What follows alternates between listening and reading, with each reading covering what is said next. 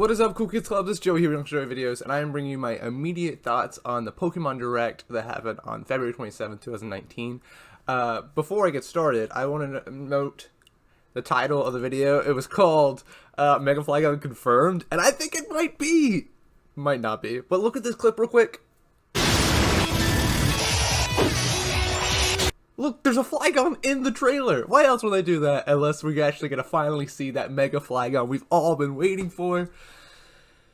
Maybe it's just because they needed some Pokémons. They're like, hey, people like Flygon. But I am hoping that means Mega Flygon is confirmed. Other than that, I have some other thoughts. I want to talk about this region real quick. I'm going to pause real quick to let you look at this beautiful map.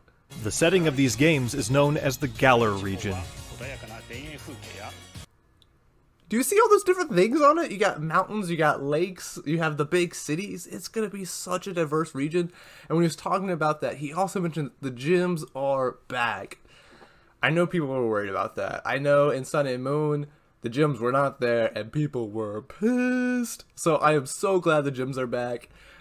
One thing I did note while he was going through the trailer and we were seeing people run around, there's no Pokemon follower. I know, again, I was very much looking forward to, hey, maybe they're bringing that back. Maybe they're going to, you know, pull a Heart Gold and have a little Pikachu running behind you. They didn't have it. And I was disappointed. But that's okay. One other thing, and I say one other thing a lot, I mean lots of other things. But the next thing, I want to talk about something he mentioned multiple times. Both the introducer of the video and then the producer later on. They both mentioned previous adventures we'd been on. They both were like, hey, like, we all know y'all played these other games, and you've gone on many adventures, and we want to, like, recapture some of that feeling. Or maybe they didn't say that part, but they definitely mentioned these other adventures. And all I'm thinking is, maybe we're going back somewhere?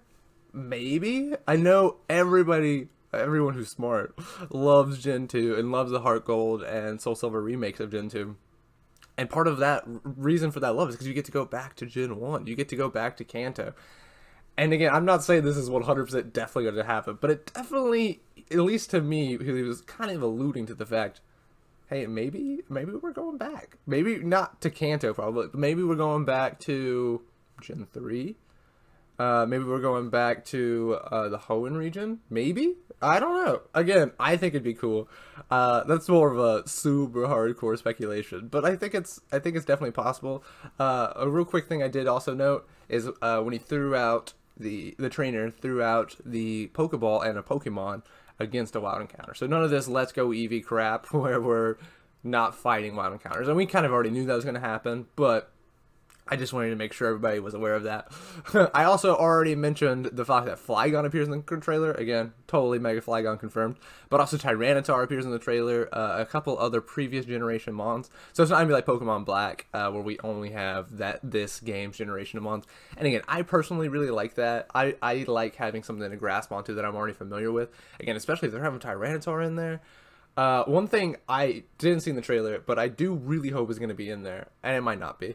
But I loved how in X and Y they reintroduced the Gen 1 starters. Again, especially if they're bringing back Megas in this game, I think they should reintroduce the Gen 2 stars, my personal favorite generation. Imagine being able to get a Typhlosion again. I would totally buy the Switch just to get a Typhlosion again. By the way, I don't have a Switch. Comment down below, should I buy one? I want one. I really want to play this game now. I just saw the trailer and it was great. I have very sloppily written down notes because I was like, one thing I do want to mention is the legendary or at least there's a scene in the trailer where either the bro or the broette is just walking by a giant hillside of grass, and there's just like a Pokemon drawn in it. Could that be the legendary? I'm gonna have to look at like a stilled image of it to really know exactly what it is. But when I first saw it, I was like, is that the legendary? I'm going to try to throw it in the video here. Okay, last thing I want to talk about. Again, I want to talk about these starters. We got Grookey, we got Scorbunny, and we have Sobble. Now, especially on this part, but also the entire trailer. The first time I watched the trailer, it was actually a live reaction by my boy Mark Blue. If you're not following this bro on YouTube, or if you're not subscribed to this bro on YouTube, you should be. He's awesome. But some of my thoughts are also going to be some of his thoughts. I'm going to try not to copy him too hard, but you know, he said it first, so he gets partial credit. But again, I have some different thoughts on him, but definitely go watch his live reaction. It was super fun. Yeah, so the first star we have is the Grookey, the monkey Pokemans. And Mark seems really convinced he's a fighting type. I don't think so. I don't think so. The first time he's introduced, he's hitting a rock. Okay. Is he a rock type? He's got the little braid thing that's going to come out. So again, and he's hitting the rock with the little braid or hair thing. I'm thinking he might be a rock type. And Mark mentioned the idea that, okay, whatever the other types are, they have to be super effective against that type, or they probably will be super effective against that type. And I'm telling you, what I have for the fire type is super effective against rock. I think it is. I think it's a rock type. I think it's rock and grass. And it's cool. I'm not going to pick it. I'm going to pick the fire type. Like, let's be real. But I think it's rock and grass. Joey said it. Rock and grass, Grookey. Now, probably Grookey itself is just grass. But, I mean, it's going to evolve into a rock and grass. And it could already be rock type, but I don't think it is. Second, we have Scorbunny. And I'm a little worried it's fighting type. Which fighting is super effective against rock as well. The first time I saw it, I was like, oh, that looks like a fighting type. I don't want a fighting type. I'm going to pick it. Again, if I buy this game, which I think I will. By the way, the name Sword and Shield, so cool. But again, I think it's probably a fighting type. But I hope it's not. And here's... maybe it's not probably a fighting type, but I think at first glance, it looks a little fighting type. Especially, like, I don't know, bunnies feel... like they have boxing gloves. I don't know. Is that me being stupid? But like, I feel like I've seen bunnies with boxing gloves around. But again, I hope it's not. The first thing I thought of, again, I mentioned it when I was watching Mark's reaction, is I think it'd be cool if it was a fairy type. I don't know why. That was just another thing that popped in my head. I was like, fairy type? Maybe? Like, that seems... I don't know. I think bunnies seem mildly feminine to me. And I don't know. They kind of remind me of like the Jigglypuff area of Pokemon. I don't know why. Maybe they just remind me of the color pink for some reason. And I was like, hey, maybe they'll be fairy types. But again, there's not a whole lot in the trailer that it says that. I was just what I was thinking. Now here's what I really hope it is. And this is what, again, I think would be super cool. Especially if Grookey is grass and rock, and then Scorbunny is fire and steel. Because again, the trailer starts off with him running on the little metal cogs of the Big Ben or whatever the tower is. Guys, is it fire steel? That'd be so cool. I really wanted it to be fire steel. And then the third one we have Sobble. And this one's straight out of Mark's. Give Mark all the credit for this one. He mentioned it the second he appeared out of the water that he's a ghost type, and I think Mark's 100% right.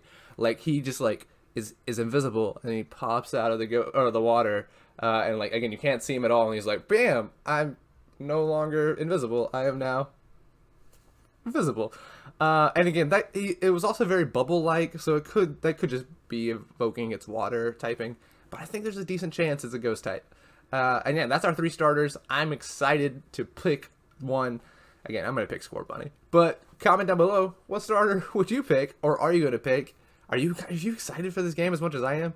Again, I think that's about all I have. Again, my notes are very all over the place.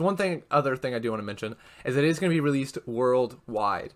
I know in some previous games it gets released in Japan earlier. A lot of like RPGs and a lot of like again, JRPGs, they get released in Japan a little earlier because, again, the Japanese market is the one who makes it. They're like, hey, I'm making it for you guys, and then I'll put it around in the US later. And again, it's not normally a long time, but it's about like a month later, or 2 months. So it's really cool to see that they are doing it worldwide. That means there's not going to be all this like, Japan gets it a whole month earlier, they're going to spoil everything online. Like, no, I want to experience the game myself. The graphics look great. I'm excited for this game. I'm going to buy a Switch, or I got to buy a Switch. So comment down below. Donate to the channel so I can buy one. Just kidding. But yeah, thank you guys so much for watching. These are my thoughts. Hope you enjoyed the video and have a great day.